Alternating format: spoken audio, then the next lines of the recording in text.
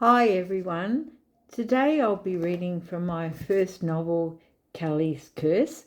Sometimes the safest place is inside a shell. And this is my first novel I wrote. It's part of a trilogy. And like most authors, with their first novel, it's written in the first person. And so Crystal narrates this story. And I'm just going to read a blurb from the back cover to start off with. And there's 23 chapters altogether. Okay. Kelly's Curse. Sometimes the safest place is inside a shell. Latest release tells the riveting story of clever Crystal Collie, her glamorous friend Kelly Earl, and her handsome brother Billy. It is a gripping story of survival and love, friendship and peace, forgiveness and hope. Set in Port Melbourne, Australia, during the turbulent 1960s and onwards, it traces the story of three troubled friends. It shows the horror Crystal suffers when she has anorexia nervosa and is later hit by a speeding car in Bay Street. Fighting her own demons, she struggles to rise above her parents' psychotic behaviour. She is both repulsed and afraid of her father's schizophrenia. The author draws on her own experience to give authenticity to the explosive insight into having parents with mental health issues. Yes, my parents were mentally ill, and were in and out of hospital and having ECT. But I've used this experience when I tell Crystal's story. She sort of goes through the same things I went through, like the anorexia and the car crash, because I was hit in Bay Street by a speeding car when I was a pedestrian, when I was a teenager. And so Crystal goes through these things and she comes out the other end.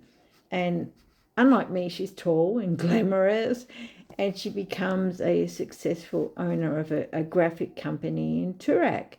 But, all the success and fame hasn't really helped her get over her childhood experience. And when her divorce to Ben goes through, she goes to a cafe in Toorak Road to quietly reflect on what has and hasn't been. And she remembers, her best friend Kelly's living in Perth and her other friend Angie's gone. And she thinks about Em and Simon, and Em and Crystal were friends, but sadly Em dies later in the book, which is a bit sad. But Crystal likes Simon, so there's a bit of a complication between the women going on, bit of a argy-bargy.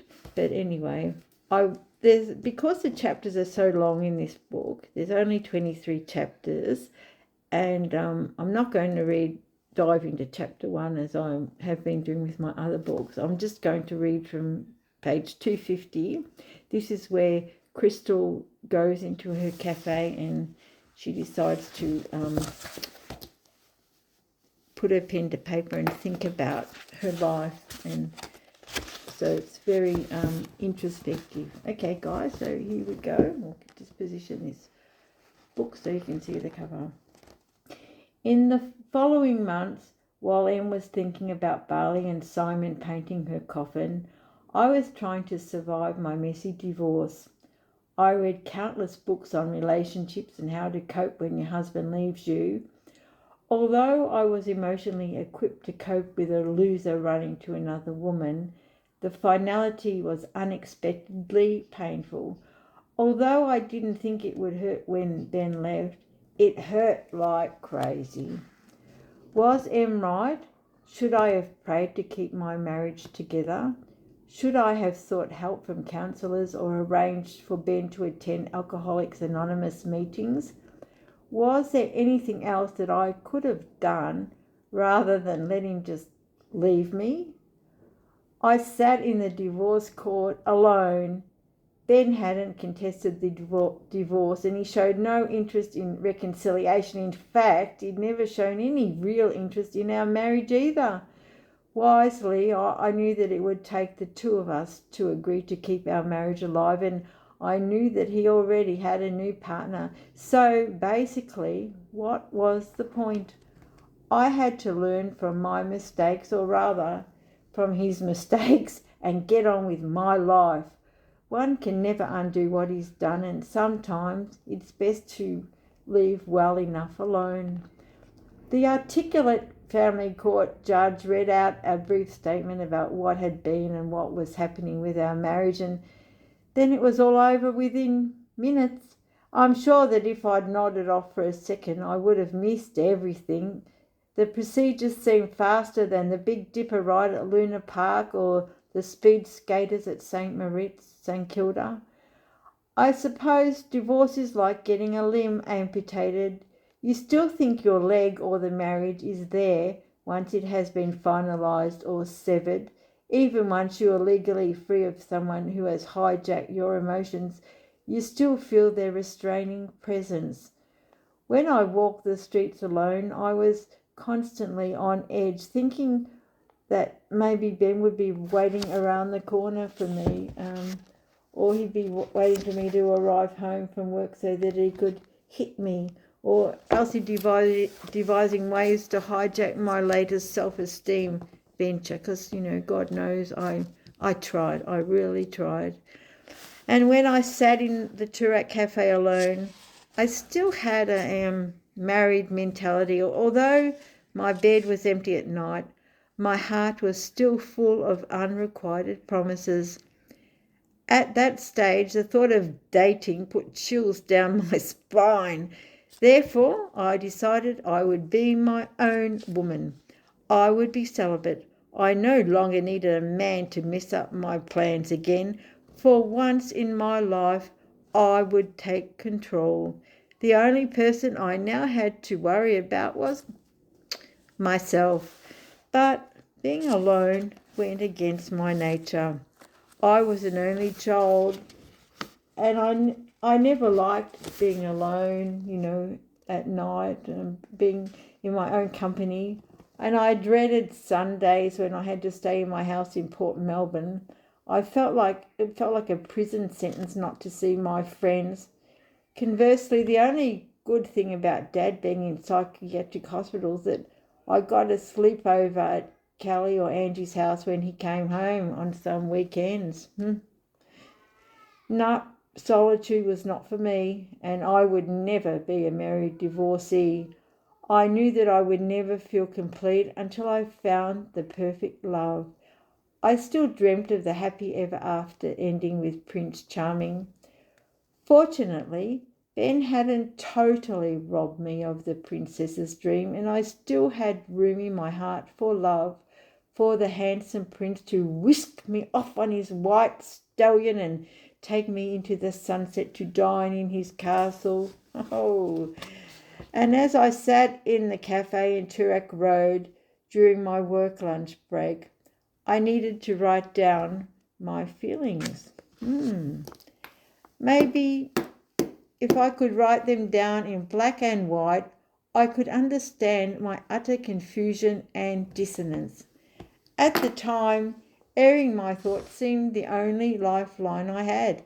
By writing, I hoped to reach my inner self in an endeavour to save myself from my own persona. And as I sipped my coffee and watched the other patrons scraping chairs on the tiled floor as they moved around the cafe, I knew that I was alone in a crowd. I instinctively clung to my gold-plated pen, knowing that it would reach inside my locked emotions, and then I could gain insight into what was truly going on in my muddled mind. I suppose that when you put your thoughts into words, you can scrutinize them. The ethereal then becomes materialized in ink. It's a bit like digging into a dark cave until you reach the treasure that's hidden at its heart.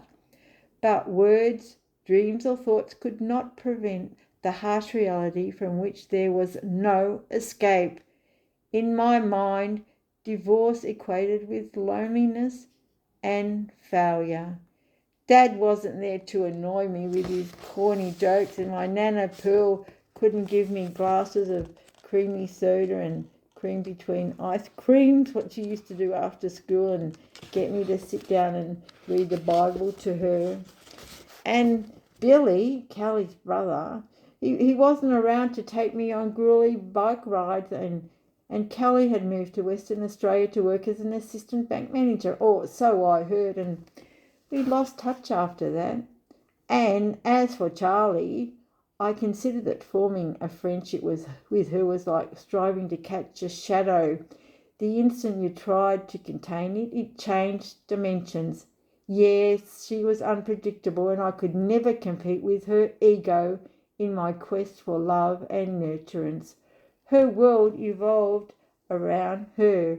Whenever I tried to catch up with her, she was always involved in someone else's dreams. If her friends weren't physically ill, then they had other issues to contend with. They seemed to need her more than she needed me. Therefore, pushing all thoughts of Charlie and the others aside, as I sat in the cafe, I wanted to scrawl down my feelings in the back of my well-thumbed leather diary. I needed to tap into my subconscious like a miner drilling for precious oil.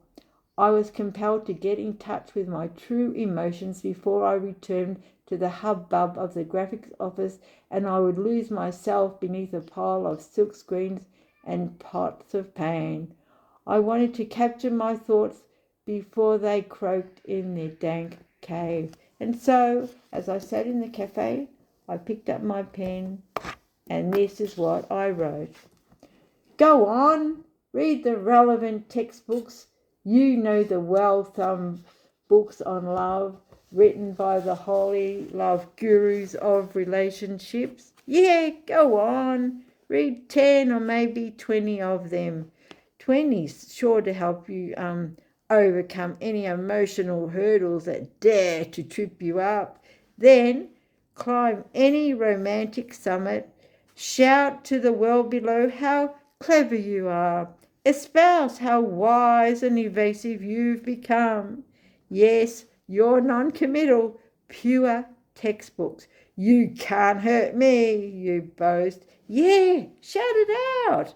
Your invincible, educated ego echoes. It shakes the peaks. After all, you've read page 35 in chapter 4, and you highlighted it. And now no one's going to stuff up your emotions again. So shout it out, and then naively tumble from love's precipice. Fall on your own sword in a pitiful heap of rejection and betrayal. Oh, bad luck, baby. Now, get up and go. Write your own book on reality, your truth. For all the acquired knowledge of the sages is futile this time. I put my pen in my handbag and I closed my diary. I smiled and ordered another coffee. Crystal Collie had returned. Although my book was shut, my heart was open. So I hope you enjoyed my reading that part of my book, Kelly's Curse, latest release. Make sure you get the latest release, and it's available on Amazon as a hardback or an ebook. And if you sort of can't afford it, just go to your library and ask your lovely librarian to get a copy for you. And I'd love your feedback when you read it. If you've got any questions about it, please ask me. And don't be like my daughter. She said, Mum, what's true in the book? And I said, I'm not telling you what is true and isn't. Just, some bits are, but like all authors, I titillate parts and, try and make things more dramatic and keep the storyline going and consistent. So, okay. So, guys, happy reading, and I hope you all stay safe, and I'll catch up with you soon. Okay, bye-bye.